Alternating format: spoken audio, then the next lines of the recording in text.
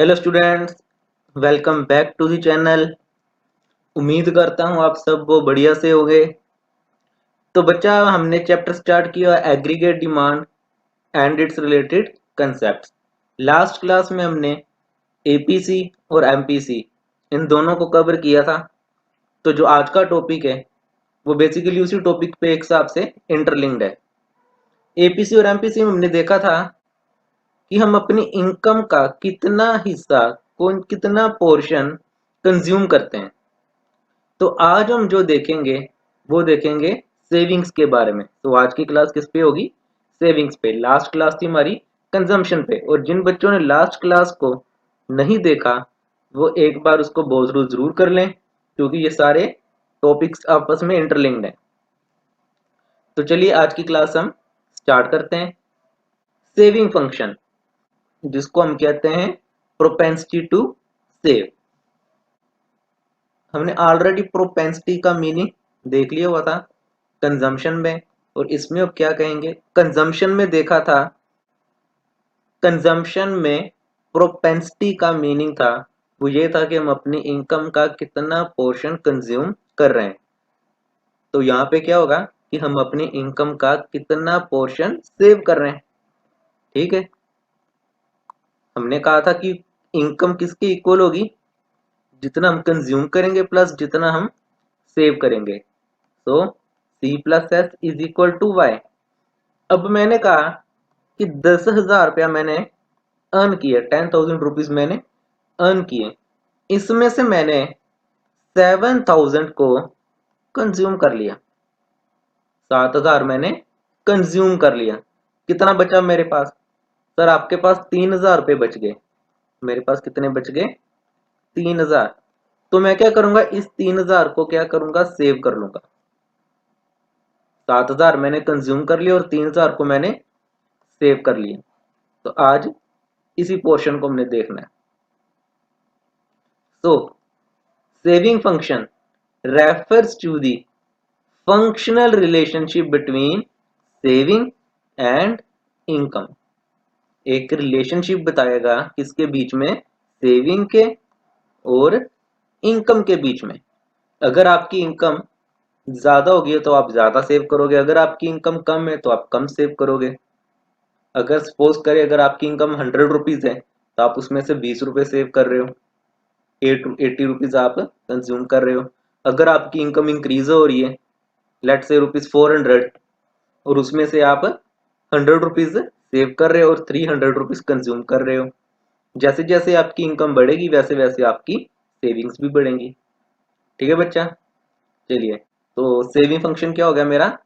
S is equal to function of income, Y. Y is income. Y क्या है? मेरी income है। कहता saving function represents the willingness of household to save a part of their income। Saving function हमें क्या बताता है कि हम अपनी इच्छा के अनुसार कितना सेव करेंगे। अगर मेरे को सेविंग्स की हैबिट ज्यादा है, मैं सेव ज्यादा करता हूं, तो मैं ज्यादा सेव करूंगा, मैं कंजम्पशन कम करूंगा। अगर किसी को पैसा उड़ाने की आदत है वो पैसा ज्यादा उड़ाएगा, सेव कम करेगा। तो ये किस पे निर्भर करता है आपका? ये निर्भर करता है आपका विलिंगनेस के ऊपर। अपनी इच्छा के अनुसार आप कितना भी सेव कर लो। It also shows the saving level of different level of income. जैसे मैंने पहले कहा, अगर आपकी इनकम ज्यादा है तो आप ज्यादा सेव करोगे, अगर आपकी इनकम कम है तो कम सेव करोगे। 100 पे आप 20 सेव कर रहे थे, 400 पे आप 100 सेव कर रहे हो। ठीक है ना? तो हमें ये different different level of income में बताएगा कि आप कितनी कितनी सेविंग्स कर रहे हो। ये एक साइकोलॉजिकल कंसेप्ट है। It is a psychological concept as it is influenced by various factors, subjective factors. ठीक है बच्चा, अब इसकी टाइप्स देखते हैं। टाइप्स कौन कौन की है? Average and marginal. Average propensity to save and marginal propensity to save, जिसको हम शॉर्ट में कहते हैं APS and MPS. And the rest of the lecture I will use the word APS and MPS only. ठीक है, तो चलिए अब एपीएस को रीड करते हैं। एवरेज, ये भी हमने ऑलरेडी कवर किया। एवरेज, एवरेज क्या होता था कि आपको जितने भी आइटम्स गिवन है और उसको डिवाइड कर दो नंबर ऑफ ऑब्जर्वेशंस पे and that is my average. Similarly APS क्या कह रहा है, APS refers to the ratio of saving to the corresponding level of income. It means APS is equal to ratio of saving. Saving is represented with S and income is represented by Y. So APS is equal to S divided by Y. ये मेरा formula बन गया APS को calculate करने का। जितनी मैंने saving की उसको डिवाइड कर दो आप इनकम से, वो क्या आएगा, मेरा एपीएस आएगा। तो अब इसका शेड्यूल बनाते हैं। सबसे पहले क्या आ गया मेरा, इनकम, उसके बाद कंजम्पशन एंड देन सेविंग्स, उसके बाद एपीएस। जितने भी हम यहाँ पे फिगर्स ले रहे थे, जो भी शेड्यूल बनाएंगे, ये हम वही शेड्यूल की फिगर्स ले रहे हैं जो हमने लास्ट लेक्चर्स में ऑलरेडी ली हुई है। ठीक है बच्चा, 0, 100, 200, 300, 400, 500, कंजम्पशन 40, 120, 200, 280, 360 एंड 440। अब आ गया सेविंग्स।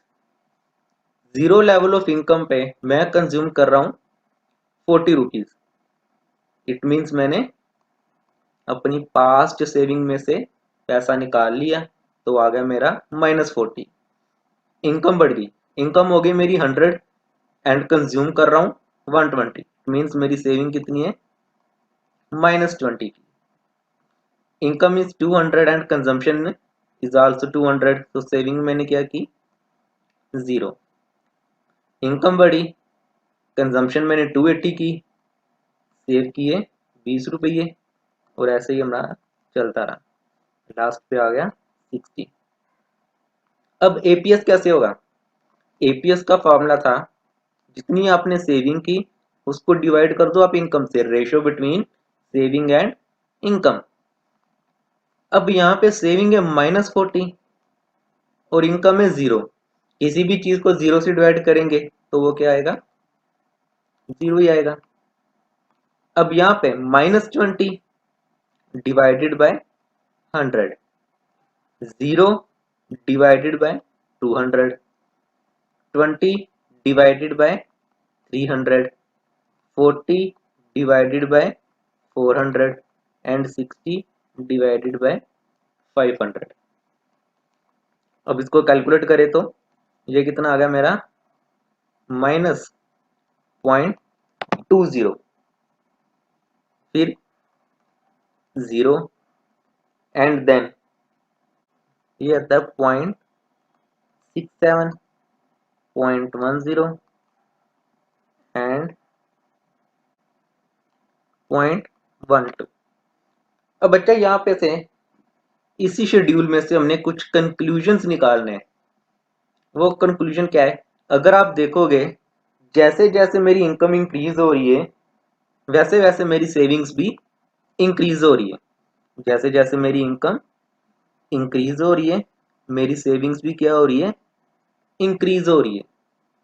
तो पहली प्रॉपर्टी क्या कहेंगे हम, कि जब जब मेरी इनकम इंक्रीज होगी तब तब मेरा एपीएस भी इंक्रीज होगा। So APS rises with increase in income. जब जब मेरी इनकम इंक्रीज होगी तब तब मेरी सेविंग्स भी क्या होगी, इंक्रीज होगी। APS can be negative, yes sir, APS हमारी नेगेटिव हो सकती है। APS can be negative, APS can be negative. यहाँ पे देख लो, मैंने जब मैं 0 अर्न कर रहा था तब मैंने कंजम्पशन की 40 की। इट मीन्स मैंने पास्ट सेविंग में से पैसा निकाल लिया। इसको हम क्या कहते हैं, डिस सेविंग्स। इसको हम क्या कहते थे, डिस सेविंग्स। ये डिस सेविंग्स ऑलरेडी हमने कवर किया हुआ है। डिस सेविंग मीन्स जब हम अपनी सेविंग्स में से, पास्ट सेविंग में से पैसा निकालते हैं उसको कहते हैं dissaving, so APS can be negative. ये मेरा हो गया सेकंड इंपॉर्टेंट पॉइंट। अब आ गया third point, APS can B zero. Yes sir, APS can B zero. जब मैं 200 रुपया कमा रहा था तो मैंने कंजम्पशन भी कितनी की, 200 की, और सेविंग कितनी की, जीरो। मेरे पास 200 रुपये आए, मैंने 200 ही कंज्यूम कर लिए, तो एपीएस वहां पे क्या हो गई, जीरो हो गई। उसके बाद एपीएस मेरी जो है, अब वो क्या हो रही है, बढ़ रही है, सेविंग्स मेरी बढ़ रही है। जैसे जैसे इनकम इंक्रीज हो रही है वैसे वैसे मेरी सेविंग्स भी क्या हो रही है, इंक्रीज हो रही है। एपीएस पर मेरी जो एपीएस है वो एक से ज्यादा नहीं होगी, ना एक होगी ना एक से ज्यादा होगी। ऐसा तो नहीं होगा अगर मैंने 600 रुपया अर्न किया और मैं 600 के 600 ही सेव कर लूं, इज इट पॉसिबल? ये तो मतलब कि कंजम्पशन कर ही नहीं रहे हम, मैंने तो सारी सेविंग्स कर ली। मैंने 600 रुपीज अर्न किए, 600 की मेरे को इनकम हुई, मैंने 600 ही सेव कर लिया। ये तो पॉसिबल नहीं ना हुआ, मैं उसमें से कुछ ना कुछ तो कंज्यूम करूंगा। सो एपीएस मेरी एक तो होगी नहीं, APS can not be one or can not be more than one. APS मेरी एक से ज्यादा भी नहीं होगी। ऐसा भी नहीं होगा कि 600 रुपये मैं अर्न कर रहा हूं और 620 रुपये मैं सेव कर रहा हूं, यह भी पॉसिबल नहीं है। तो एपीएस मेरी नेगेटिव में हो सकती है, एपीएस मेरी जीरो हो सकती है, और एपीएस मेरी एक से कम ही रहेगी, एक से ज्यादा नहीं जाएगी और ना ही एक होगी। ठीक है बच्चा, अगर हम इसको लिख ही लें, APS can never be one, APS मेरा कभी भी एक नहीं हो सकता, और मोर देन वन, ना ही एक से ज्यादा होगा। तो बच्चा, ये था हमारा शेड्यूल जिसमें से हमने कुछ कंक्लूजन्स निकाले कि जैसे जैसे मेरी इनकम इंक्रीज होगी वैसे वैसे मेरा एपीएस इंक्रीज होगा।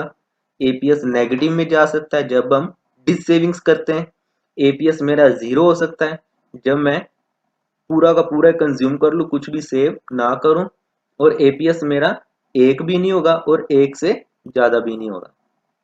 तो आज की क्लास हम यही खत्म करते हैं, नेक्स्ट क्लास में हम एमपीएस को देखेंगे। अगर ये वीडियो आपको अच्छी लगी है तो आप इस वीडियो को लाइक ज़रूर कर दें और चैनल को सब्सक्राइब भी कर दें। अब हम आपको मिलेंगे नेक्स्ट वीडियो में। Till then, thank you, take care and bye bye.